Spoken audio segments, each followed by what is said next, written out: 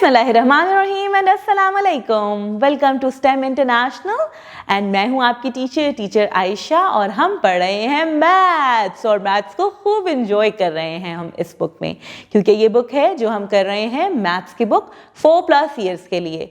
तो मेरे प्यारे बच्चों, नंबर्स करते करते अब बीच में एक छोटी सी ब्रेक लेते हैं और करते हैं एक और मज़ेदार कॉन्सेप्ट, और वो कॉन्सेप्ट है फ्यू एंड मैनी के बारे में। ये इंग्लिश के सिंपल वर्ड्स हैं। फ्यू का मतलब है कम, यानी कि थोड़े। जैसे अगर मैं कहूँ इस बॉक्स में फ्यू बॉल्स हैं, यानी कि कम बॉल्स हैं। और इसका ऑपोजिट है many, which means so many, a bigger amount. तो इस बॉक्स में there are many balls. Few means कम, मैनी मीन्स बहुत ज्यादा। तो जल्दी से चलते हैं हम अपनी बुक के पेज की तरफ। It is saying few and many. The student is expected to identify and compare sets of objects to determine which group has few and which has many. तो यहाँ पे है हमारे पास 2 fish balls. इस ball में few fish हैं और इस बॉल में many fish हैं, बहुत सारी fish हैं।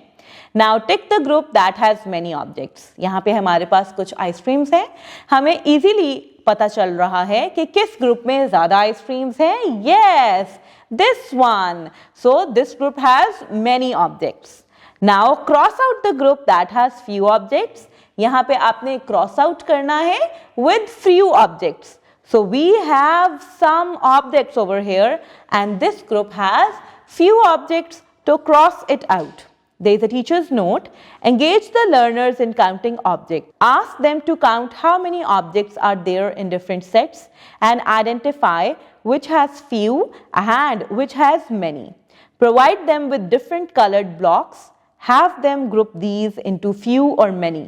Help the learners to complete the related exercises in the activity book. तो मेरे प्यारे बच्चों, ये था हमारा आज का कॉन्सेप्ट few और many के बारे में।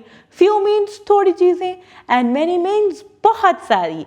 आप घर पे भी इस कॉन्सेप्ट को चलते फिरते रिवाइज कर सकते हैं कि कहाँ पे few चीजें हैं और कहाँ पे many चीजें हैं। आई होप आपने आज का लेसन एंजॉय किया होगा। Take a good care of yourself. अल्लाह हाफिज।